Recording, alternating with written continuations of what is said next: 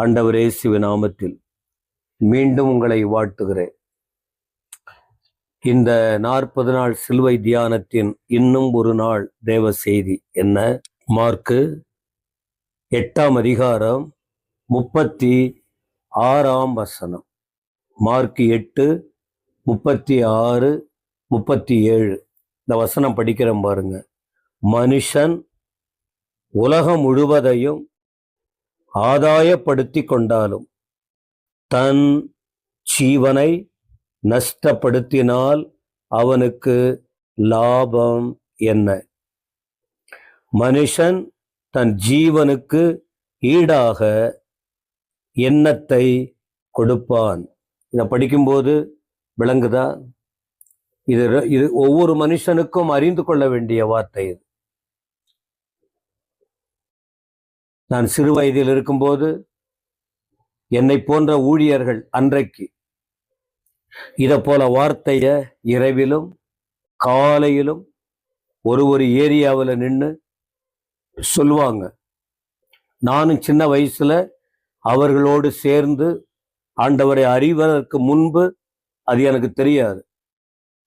ஆனால் இதை போல வசனங்களை நான் கேட்டு அறிந்து கொண்ட பின்பு நானும் இந்த ஊழியத்தை செய்திருக்கிற, இதை போல வார்த்தையை சொல்லியிருக்கிற. மனுஷன் உலகம் முழுவதையும் ஆதாயப்படுத்தி கொண்டாலும் தன் ஜீவனை நஷ்டப்படுத்தினால் அவனுக்கு லாபம் என்ன?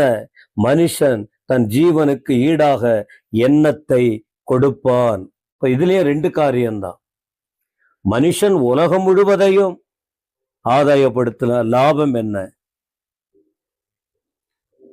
அப்போ இந்த ஏற்கனவே சொன்ன அழிப்பவன் தன்னை காத்து கொள்ளுகிறவன்.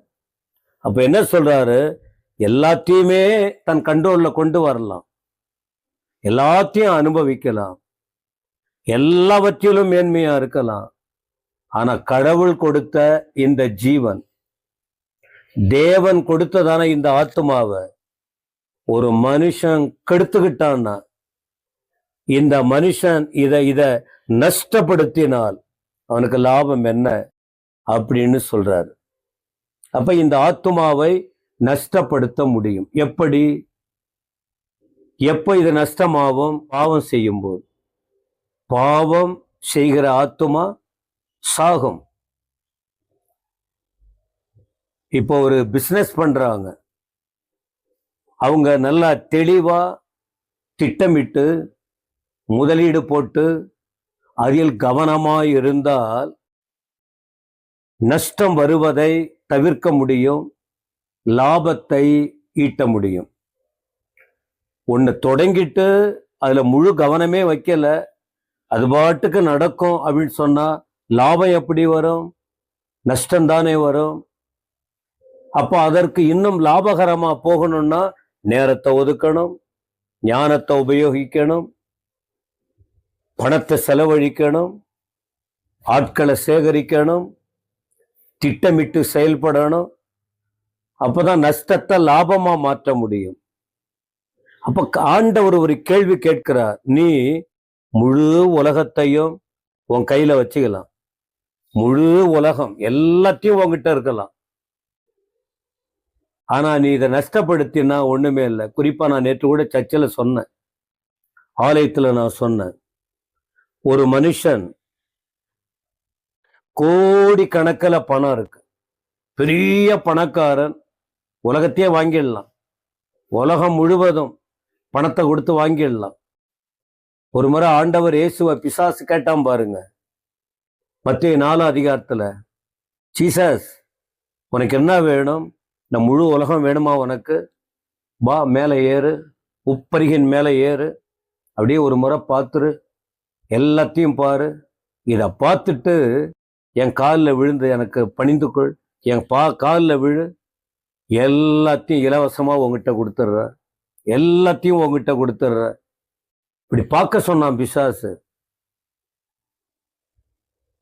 ஆண்டவர் பார்த்தார், நீ சொல்றபடி நான் இருந்தா என் ஆத்துமா பரலோகத்துக்குரியது, பாவிகளின் ஆத்துமாவை மீட்க என்ன நான் ஒப்பு கொடுத்திருக்கிறேன். சாத்தானே போ, அதட்டினார். அவன் ஓடிட்டான். அவன் மேற்கொள்ள முடியல. அதே போலதான் ஒரு உலகம் முழுவதையும் ஒருவன் தன் கூட வச்சுக்கிட்டு இந்த உலகத்தின் புகழ் உச்சிக்கு நாம மேல வந்து இந்த ஆண்டவர் இல்லைன்னா, ரட்சிப்பு இல்லாவிட்டால், பக்தி இல்லாவிட்டால், பரிசுத்தம் இல்லாவிட்டால், சாட்சி இல்லாவிட்டால் ஒண்ணுமே இல்லாத போயிடுமே. எனவே எனக்கு அருமையான தேவ ஜனமே, தன் ஆத்மாவை நஷ்டப்படுத்தினால் அவனுக்கு லாபம் என்ன? ஒண்ணு இல்லை.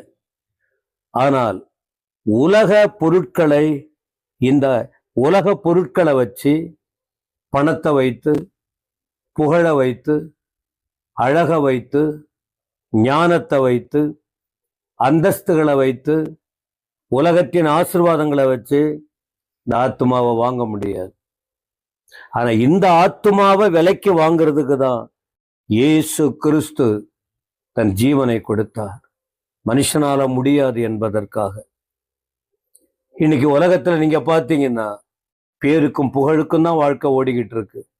ஆனா விலையேற பெற்ற ஆத்மா இந்த உலகத்துல இருக்கு. இது இந்த உலகத்தின் காரியத்தால வாங்க முடியாது. அதை குறித்து யாரும் யோசிக்கவே இல்லை. அதுக்குதான் ஆண்டவர் ஒரு வார்த்தையை சொன்னார். லூக்கா எழுதின சுவிசேஷத்துல 12ஆம் அதிகாரத்துல ஆண்டவர் இயேசு ஒரு வார்த்தை சொன்னார். 12 வசனம் 15. பின்பு அவர் அவர்களை நோக்கி, பொருளாசையை குறித்து எச்சரிக்கையா இருங்க. பொருள் வேணும், ஆனா பொருள் ஆசையை குறித்து கொஞ்சம் ஜாக்கிரதையா இருங்க. பொருளாசை குறித்து எச்சரிக்கையா இருங்க. ஏனெனில் ஒருவனுக்கு எவ்வளவு திரளான ஆஸ்தி இருந்தாலும் அது அவனுக்கு ஜீவன். பாருங்க, அதான் நான் இப்ப ஏற்கனவே சொன்னேன். பணமோ, புகழோ, வீடோ, வாசலோ, காரோ, பங்களாவோ, உலகத்தின் காரியங்கள் நல்ல அளவுக்கு மீறி 1க்கு 2, 2க்கு 5 நல்ல நிறைய இருக்கலாம், அனுபவிக்கலாம். ஆனா இந்த ஜீவனுக்கு அது யூஸ் இல்லை. அப்படி சொல்லிட்டுதான் ஒரு ஓமையை சொல்றாரு. ஒரு பணக்காரன் ஒருவர் தான், ஐஸ்வர்யவான். அவன் நிலம் நன்றா விளைஞ்சது. அப்போ அவன் அதையெல்லாம் விளைஞ்ச பிறகு தானியத்தை சேர்த்து வைக்க இடம் இல்லை. அவன் தனக்குள்ள யோசிக்கிறான், நான் ஒண்ணு செய்வேன், நான் ஒரு காரியத்தை செய்வேன். நான் இந்த களஞ்சியத்தை இடிப்பேன், பெரிதாக கட்டுவேன், எல்லா பொருளையும் அதுல சேர்த்து வைப்பேன். பின்பு நான் சொல்லுவேன், ஆத்துமாவே, உனக்காக அநேக வருஷங்களுக்கு அநேகம் பொருள்கள் சேர்த்து வைக்கப்பட்டிருக்கிறது.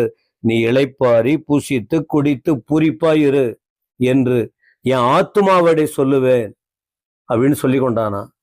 உடனே ஆண்டவர் சொன்னார், தேவனோ அவனை நோக்கி, மதிகேடனே, உன் ஆத்துமா உன்னிடத்திலிருந்து இந்த ராத்திரியிலே எடுத்து கொள்ளப்படும், அப்பொழுது நீ சேகரித்தவைகள் யாருடையதாகும். இந்த வார்த்தை படிக்கும்போது விளங்குச்சா உங்களுக்கு? அதனால பணம் இருந்தா மதிப்பு, புகழ் இருந்தால் மதிப்பு, அழகு இருந்தால் மதிப்பு, எல்லாம் இருந்தாலும் சொல்லி யோசித்துக்கிட்டு உங்கள் வாழ்க்கையில் இருக்க வேண்டாம். மாவீரன் அலெக்சாண்டர், உங்களுக்கு நீங்க சரித்திரத்துல பார்த்திருப்பீங்க. உலகம் முழுவதும் அவர் கைக்குள்ள கொண்டு வந்தார். ஓ, நான் ஜெயிச்சிட்டேன், என் திறமையால் ஞானத்தால் ஜெயிச்சிட்டேன்னு. கடைசியில் அவருடைய மரண சூழ்நிலை வரும்போது ஒரு வார்த்தை சொன்னாராம், உலகம் முழுவதும் நான் ஜெயித்தேன், ஆனா நான் ஒண்ணுமில்லை, நான் தோற்று போனவன். இந்த ஆத்மாவுக்கு அது ஈடாகாது. நான் மரித்து போற நேரத்துல என் 2 கையும் என் சவப்பெட்டிக்கு வெளியில வச்சு ஊர்வலமா எடுத்துட்டு போங்க. நான் ஒன்னும் கொண்டு வரல, ஒன்னும் கொண்டு போகல, இந்த உலகத்தின் காரியம் ஒன்றும் இல்லைன்னு தெரிஞ்சுக்கிட்டேன் ஜனங்கன்னு. இந்த வார்த்தையை கேட்கிறவர்களே, நீ மனுஷன் தன் ஜீவனை இழக்கக்கூடாது. மனுஷன் தன் ஜீவனுக்கு ஈடாக எண்ணத்தை கொடுப்பார், ஒன்னும் கொடுக்க முடியாது. எனவே நமக்காக ஜீவனை கொடுத்த ஆண்டவரை நம்புங்கள், வாழுங்கள், வளர்ச்சி பெறுங்கள். கர்த்தர் உங்களை தெளிவாய் நடத்துவாராக. ஆமென்.